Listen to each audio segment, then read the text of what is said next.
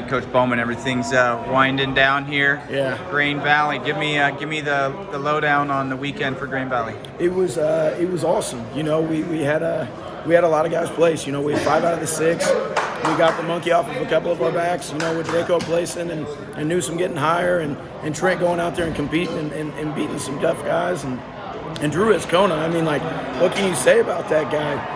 And then you have Donnie, you know, who's piecing it together. I mean, the future looks bright for Grand Valley. I'm excited about it, and it's only going to go up from here. Nice. Did you have fun this weekend? I did. I mean, it's, of course, like the tournament, you know, it's a roller coaster of emotions. I'm sure you've heard that from every single coach. Yeah. It's like, you know, 1 minute you're on the mat and we do something great, and then all of a sudden, you know, the next match, maybe somebody makes a mistake and we get caught or something unexpected happens, and then it's like, you know, another low point. But it's about picking yourself up and getting the team ready. What do you say tell me some things that you said to the guys throughout the weekend that, you know, they performed well? So one of the things that was our theme throughout the year, we had a couple, but one was family, you know, and you see it all the time, and about sticking together. And then we talked about finishing the chapter of this story. I mean, our book, you know, we write our own stories. They're in control of it. How do you want to be able to go back to school on Monday and tell that story? You don't want to go back and say you went 2 and out. You want to go and say I did my best and I placed this state. So we talked a lot about, you know, how are you going to tell that story? Nice. You mentioned support. That's one thing I noticed with Grain Valley. Like, I look in the stands and I see parents of old wrestlers that are no longer there, and they're here pumped up. They're as excited as anybody pumping up the team. How important is that culture and community around the Eagles program? It's very. I mean, you see Neosho and Kearney and all those great schools. They have a big support group, and that started a lot with Whitson and getting the community back and getting people excited about wrestling in the Valley. And that's what we're doing here. You know, we're kind of giving them a reason to come and watch us, and they get to see that support, so they want to be a part of it. Year 1 as a coach. Yeah. What did you learn? You had to communication is key, man. Yeah. Like, just communicating with parents and with guys. That was one of the things that I definitely feel like I'm going to have to work on, and that I feel like I've gotten better over the span of the year. But honestly, it's just about, you know, helping these guys grow. You know, I ask them, you know, win or lose, have you gotten better? Do you get better every day?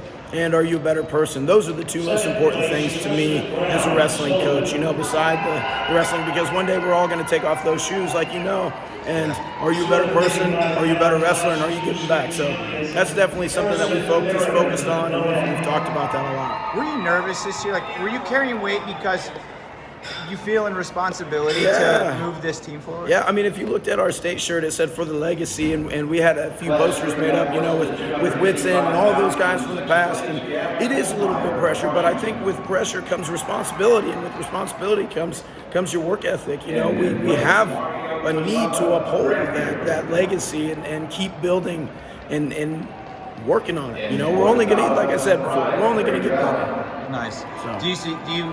Are you already working in your head like these are the things like that are going to help us advance even further next year? Oh yeah, and I think we brought extras down with us as well, and I wanted them to get on the floor and roll around and go to the Mizzou room and get excited. You know, now I have like all my extras. They're like, oh man, I can't wait to get in here and work hard. Awesome.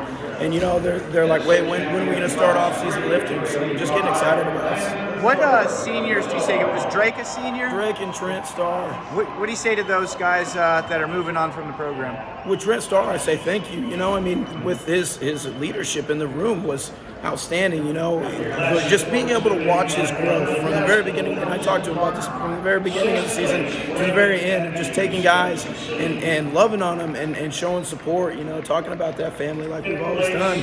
With Drake, dude, nobody else was as deserving as Drake. I mean, if you know Tipton, you know that he's in the room as much as possible, and he's working his butt off. So if anybody in this building deserved a medal, it was definitely Draco. That's got to feel good as a coach, huh? Dude, it gives me goosebumps, man. You know, tears, and I, you know, whenever he won that bubble match, I thought I jumped really high, but I'm sure I only got a couple inches off the mat. But I was so stoked, you know what I mean?